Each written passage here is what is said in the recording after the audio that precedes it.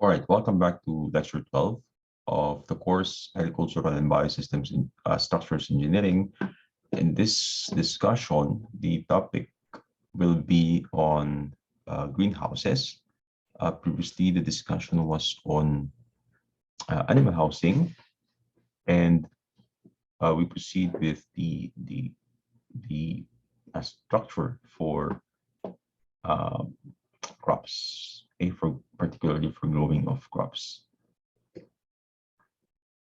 Let me share my screen so that we are in the standard itself. Uh, this standard will be tackling only one. Okay. Only one standard will be tackled in this discussion. Again, the student is expected, or the student or learner is expected to know of the terms of references, okay, the definition of terms, what is a greenhouse, and that is the very basic information that a student or learner of ABE should know. Uh, Again, we utilize the, the properties of materials so that heat is trapped inside a structure that would be beneficial to the growth of the crops inside. Again, crops use the sunlight to um, do or uh, perform photosynthesis, thereby making food. And the greenhouse effect helps or aids in this process because the heat is trapped inside, thus maintaining a warmer conditions. Okay. In some cases, the greenhouse is outfitted with a climate control system, thereby allowing for the management and control of the even automation of the uh, properties of the air or the psychrometric properties of the air. Again, the focus of this course is on the structural requirements of the structure or the building of or a building. In this case, we have a greenhouse, which is a structure. Now, the other components of the design of the whole system itself, the whole engineering system itself, will be uh, um, delayed uh, to the other courses that are required, in particular for the psychrometric properties, those with environmental control engineering. This in particular, ventilation, which could either be mechanical or natural, are required in that specific subject. So for the classification, so we begin with that. And there are a lot of types of greenhouse, and they could be classified based on the enclosure or the roof shape. If one could remember, the same shapes are referred to in the design of different animal housing. So you have your gable, okay, lean-to, flat, monitor, concept, sawtooth, arc, uneven arc, and arc. So while some are specific to the design of structures, and in this case of a greenhouse, okay, some are the same with those of animal housing. Based on the enclosure, a greenhouse could be made of glass, plastic, or screen, or a combination of these materials. There are a lot of choices out there, okay, for the materials, because we have a lot of new materials out there in the market. Okay, so these are the different types, okay, based on the structural or the roofing, okay, the structural roofing of the greenhouse. You have your lean-to, okay, your gable, okay, your fat, the monitor, the quonset, the sawtooth, the arc, the uneven arc, the arc saw, and then your gable. Again, okay, this is a gable, but with an exhaust at the top. Okay, a double gable if ever. Now for the location, if one is familiar with the previous discussion, okay, the location considerations for the housing are similar to this for the greenhouse. Shall be located where it gets adequate sunlight. Oh, sorry, except for this one, right? Because in the greenhouse, the objective is to maximize the contact or the radiation between the radiation received by the surfaces of the greenhouse. Thus, okay, the priority is for the structure to be oriented from north to south, compared to against to the housing where the objective is to limit the radiation from the heat of the sun, right? So this would entail a different consideration in here for the location, but still again, other requirements are the same. Shall be well drained, shall be provided with ample supply of irrigation water. Okay, for the floor area requirements, okay, this depends on the material, okay, or what is being propagated in the or grown in the area. If these are if it is a nursery, okay, could be a nursery, could be vegetables, okay, growing. This could also be for ornamentals. Now, the population density is dependent on the size of the bag. Now, the bag size would depend on particular um, the particular crop, okay, that will be grown or the crops would be grown. So this could be a combination thereof. So for a nursery, bags and pots would be needed. And again, table one lists the sizes of the bags, and the bags would be located in benches, okay, to make them, okay, at a better location when accessed by a worker or a personnel inside the greenhouse. An air circulation space of approximately 160 millimeters shall be allowed between the side walls and the benches. So this space is a requirement. Even so, if the purpose is for ventilation. Okay. 5.1.1.1, 5.1.1.3 are both recommendatory, okay, for the fixed benches. So the fixed benches um, will be handling or will be um, uh, handling the bags and pots where the plants are being grown in a nursery. So the population density per square meter of bench based on the pot sizes are shown, right? So this is still a reference.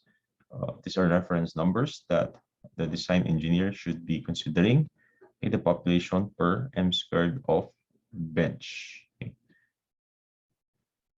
Next, you have the specific uh, objectives of production for vegetables and ornamentals. So against the nursery, the production is now for marketing of the produce that are consumables. Unlike for the nursery, which is the objective of which or the purpose of such is um, to grow, okay, this the the plants up to a certain age or stage, and then this shall be transferred to those that will be growing this in probably in open lots or in greenhouses still.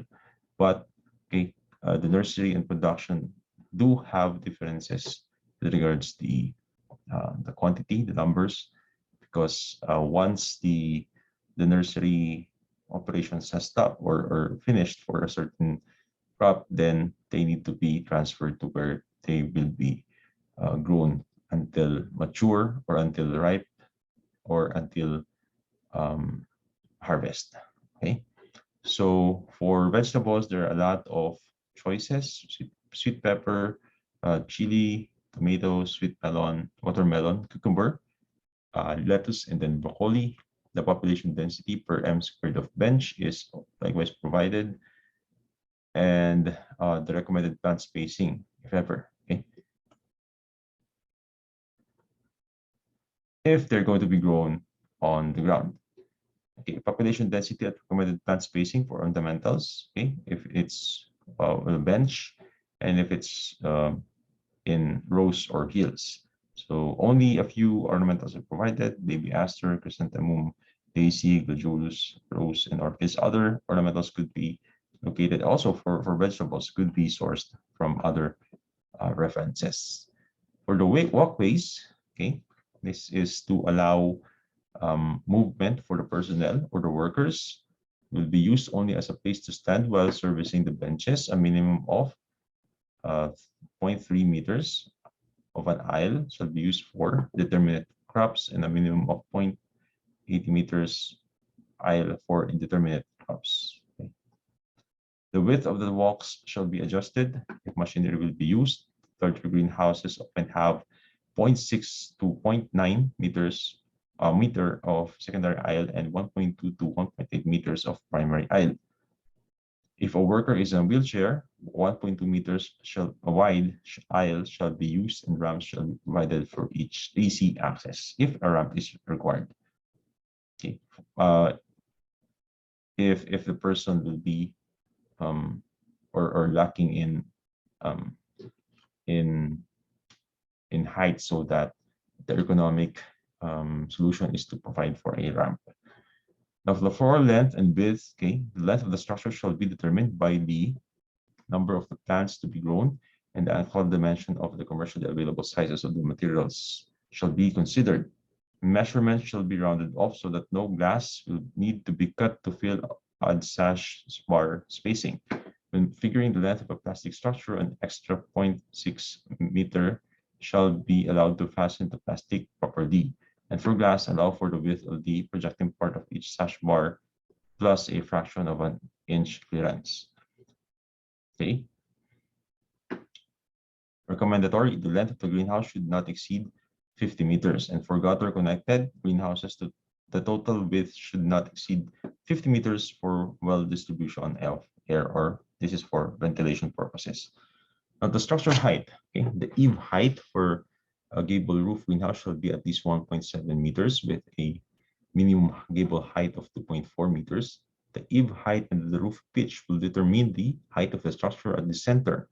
The height of the structure shall be equal to the eave height plus 1/4 the width of the greenhouse. Okay, so these are mandatory.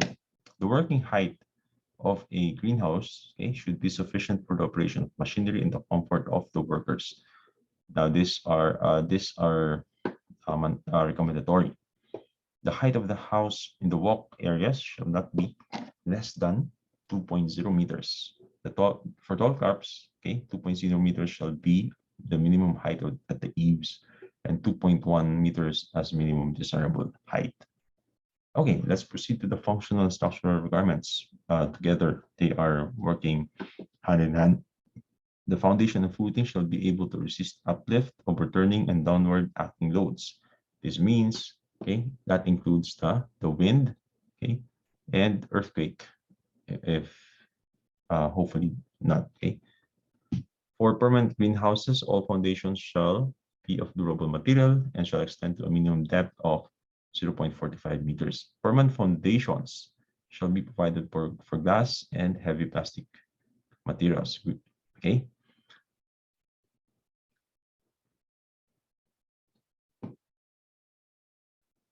Okay. If polyethylene and similar plastics are to be used, okay,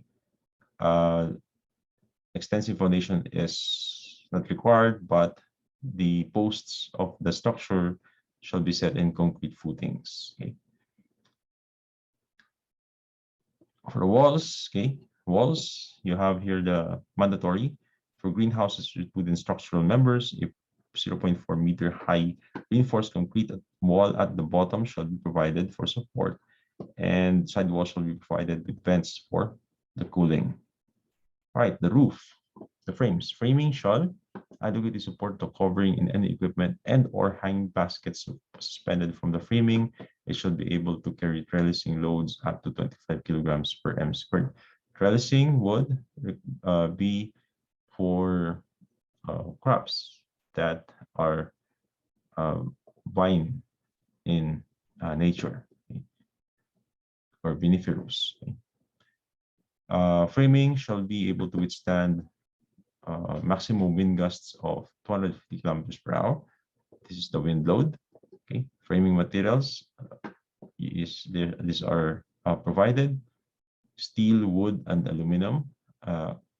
Commonly used but shall be painted. Okay, this is for steel, or this is painted or galvanized to resist high moisture condition and needs more maintenance than aluminum in severe, requiring additional support. If galvanizing is done, it shall preferably be done after all cutting and welding has been performed. Okay. Those areas where bare metal is exposed by cutting or welding shall be painted. Okay, this is to avoid rust. Okay. And so you have your primer first, and then the paint. Okay. And should be food grade. Okay. Wood should be only. Okay. Wood, common framing material, but it deteriorates over time. Okay, for pressure treated lumber, should be purchased commercially, okay, and still treated with commercially available coatings. Rafters should be placed 0.6 to 1.2 meters from center to center, depending on the strength requirements. They should be computed. Depending on the width of the structure, trusses, curve, arc type rafters are used, and the greenhouses over 15.25 meters wide shall require a reinforced truss connection. Okay, purlins should be connected by cross tie, and 1 to 2.5 meters spacing should be used depending on the size of the greenhouse. For aluminum, this is the most economical because very lightweight, but when it comes to durability and strength, those could be compromised. Okay, can be shaped to form various structural components and needs no maintenance after installation. Likewise, aluminum is expected to have the longest life, sans the heavy heavy winds. Okay, probably due to typhoons. Okay. Coverings shall be clear enough to provide optimum light transmission. So transparent, that's why glass, plastic, okay, transparent plastic, and also sheeting, okay, that are meshed are used in the construction of greenhouses. Now, the covering should be able to absorb small amount of ultraviolet radiation in the spectrum and cause some of it to fluoresce into visible light useful to plants. All right, so if one is familiar with the spectrum, light spectrum, okay, you have your ultraviolet at one end and the other, and the infrared. Okay, so ultraviolet radiation is accepted so that it could become visible light. Covering should be able to reflect or absorb infrared radiation, which plants cannot use, and which cause greenhouse interiors to overheat. Okay, covering should be available locally and in limited sizes, unlimited sizes, should be durable as well as economical, and should withstand heavy loads like wind gusts of 150 kilometers per hour. Now, take note of the difference. Okay, but that's for the frame, and this is for the coverings. Okay, it should be easy to install and cover, and the covering should fit snugly. Compostability, durability, insulation, lifespan, maintenance, and guarantee should be checked in choosing covering materials. The type of frame used should be compatible with the covering desired. For covering materials, again, various options available, including fiberglass, corrugated plastics, and screen or netting. Right. So for polyethylene, it shall have a minimum thickness of 130 micrometers. Micrometers. Okay. What else is in here? So these are more of expository in presentation, right? So for the roof pitch, okay, these are um, recommendatory. Okay, should be 51% to provide inside condensation to drip onto the plants. Okay? Plastic over greenhouses require a steeper pitch of 58 to 70% to prevent the dripping. Okay. Fasteners shall be used, okay? And this should be bolted and galvanized and weatherproof. For gutter connected greenhouses, a 2% slope should be provided for drainage. Access doors, okay, should be made available depending on the requirements. For tractors, then wider ones, and side doors, okay, which are wide for that people and equipment could be moved in. Okay, an anteroom should be provided to as a protection from insect pests. Okay, and fans should be installed to prevent entry of insects when the door is open.